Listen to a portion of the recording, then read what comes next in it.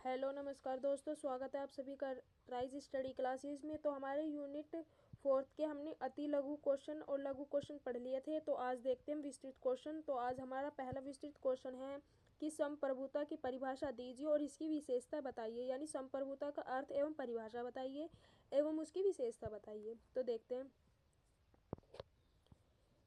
संप्रभुता शब्द अंग्रेजी शब्द के सोवरजेंटी का हिंदी रूपांतरण है। यह शब्द लैटिन भाषा सुपरनस से लिया गया है, जिसका अर्थ उस भाषा में सर्वोच्च शक्ति यानी सुपर बराबर क्या है, सुपर मी कोमा अनुज बराबर पावर है। इस प्रकार संप्रभुता राज्यों की सर्वोच्च शक्ति है।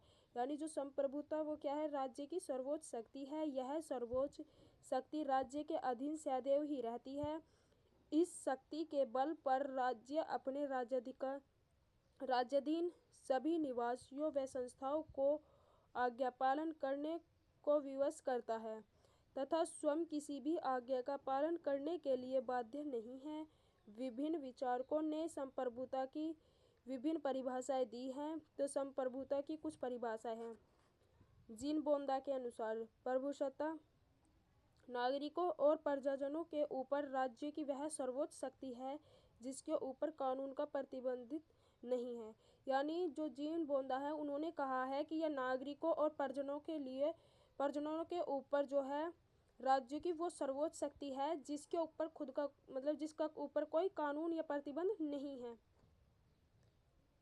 जेलिनेक के अनुसार संप्रभुता राज्य का वह गुण है जिसके परिणाम स्वरूप वह अपनी इच्छा और शक्ति के अतिरिक्त अन्य किसी प्रकार से बाध्य अथवा सीमित न हो।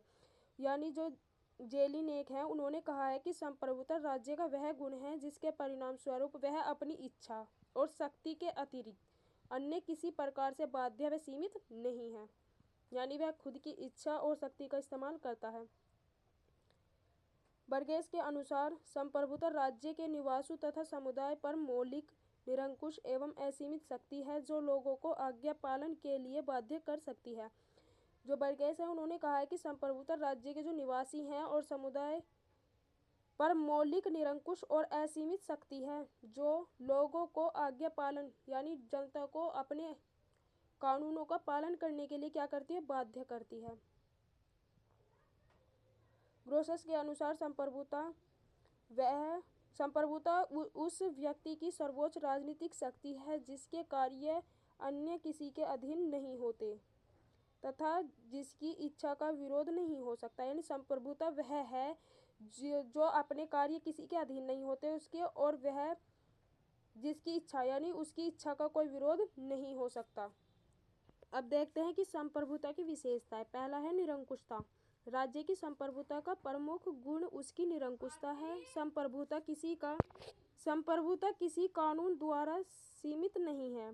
यानी राज्य की जो संप्रभुता का प्रथम गुण जो है क्या है, निरंकुशता है। और संप्रभुता किसी कानून के द्वारा सीमित नहीं है, अर्थात राज्य के अंदर या बाहर या उसके ऊपर उसे आज्ञा देने वाली कोई अन्य शक्ति नहीं है। राज्य के अंदर या बाहर कोई भी ऐसी शक्ति नहीं है जो संप्रभुता को आदेश दे सके। संप्रभुता स्वेच्छा से स्वयं पर नियंत्रण लगा सकती है। वह अपनी इच्छा से खुद पर नियंत्रण लगाती है। उन्हें वह चाहे हटा भी सकती है। दूसरा है सर्वव्यापकता। इसका अर्थ है कि संप्रभुता राज्य के अंतर्गत आने वाले संपूर्ण भू क्षेत्र और जनसंख्या पर व्यापक है। यानी जो संप्रभुता है वो क्या है, राज्य के अंतर्गत आने वाला जितना भी भूमि क्षेत्र है और जनसंख्या है उस पर क्या है, व्यापक है। राज्य की सीमा के अंतर्गत रहने वाले सभी मनुष्यों तथा संगठनों पर इसका अधिकार होता है। यानी राज्य की सीमा के अंतर्गत जो रहने वाले मनुष्य है और संगठन है उस पर किसका अधिकार होता है, संप्रभुता का अधिकार होता है। तथा सभी को राज्य की सत्ता स्वीकार करनी पड़ती है। कोई भी व्यक्ति या संगठन राज्य से ऊपर रहने या राज्य से बाहर रहने का दावा नहीं कर सकता। यानी कोई भी व्यक्ति या संगठन राज्य के ऊपर या बाहर नहीं रह सकता। सबको राज्य के आदेश का पालन करना पड़ता है, चाहे इच्छा से करे चाहे विवश से। यानी जो राज्य के आदेश है सभी को पालन करना होता है, चाहे तो वह अपनी इच्छा से करे या विवशता से करे। अन्य देशों के राजदूत या प्रतिनिधित्व इस शक्ति के अधीन न रहकर अपने ही राज्य की शक्ति के अधीन रहते हैं। तीसरा पॉइंट है अधेयता। संप्रभुता अधेय है, अर्थात यह किसी को हस्तांतरित नहीं की जा सकती। राज्य स्वयं को नष्ट किए बिना अपनी संप्रभुता का परित्याग नहीं कर सकता। संप्रभुता की समाप्ति पर राज्य का ही अंत हो जाएगा। यदि संप्रभुता का अंत होगा तो क्या होगा, राज्य का ही अंत हो जाएगा। यह किसी के लिए अधेय नहीं है। स्थायित्व, संप्रभुता और राज्य का अटूट संबंध है। संप्रभुता राज्य का स्थायी गुण है, यानी जो संप्रभुता है वो क्या है, राज्य का स्थायी गुण है। जब तक राज्य है तब तक संप्रभुता है। संप्रभुता के बिना कोई राज्य स्वतंत्र नहीं हो सकता, यानी जब तक संप्रभुता है तब तक क्या है, राज्य है। और संप्रभुता के बिना कोई भी राज्य क्या नहीं है, स्वतंत्र नहीं हो सकता। अपने इस गुण को खोने के बाद राज्य का अस्तित्व ही समाप्त हो जाता है। यानी संप्रभुता के गुण को खोने के बाद क्या हो जाता है, राज्य का अस्तित्व ही समाप्त हो जाता है। दूसरे शब्दों में कहा जा सकता है कि यदि संप्रभुता नष्ट हो जाए तो राज्य भी नष्ट हो जाएगा।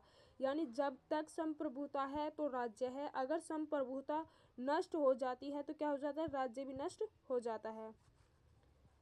पांचवा पॉइंट है अविभाज्यता, यानी संप्रभुता अविभाज्यता है। एक राज्य में एक ही सर्वोपरि शक्ति हो सकती है, यानी जो राज्य है अविभाज्य से बांटा नहीं जा सकता। एक राज्य में एक ही शक्ति होती है। नागरिक केवल एक ही शक्ति की आज्ञा का पालन करते हैं। गेटिल का कथन है, संप्रभुता पूर्ण नहीं है तो किसी राज्य का अस्तित्व ही नहीं रह सकता। यदि संप्रभुता पूरी तरह से नहीं है तो क्या है, किसी भी राज्य का अस्तित्व नहीं रह सकता। यदि संप्रभुता विभाजित है तो इसका अर्थ है कि एक से अधिक राज्यों का अस्तित्व है। ठीक है, अगला पॉइंट है मौलिकता। तो संप्रभुता मौलिक होती है, यह राज्य का मौलिक गुण है जिससे किसी दूसरी शक्ति द्वारा प्रदान नहीं किया जा सकता। यानी संप्रभुता क्या है, मौलिक होती है। यह राज्य का मौलिक गुण है जिसे किसी दूसरी शक्ति द्वारा क्या नहीं किया जा सकता, प्रदान नहीं किया जा सकता। यह राज्य की अपनी स्वयं की मौलिक शक्ति है। राज्य की क्या है, खुद की मौलिक शक्ति है। यह राज्य का स्वाभाविक गुण है जो राज्य को स्वयं अपने आप से प्राप्त है।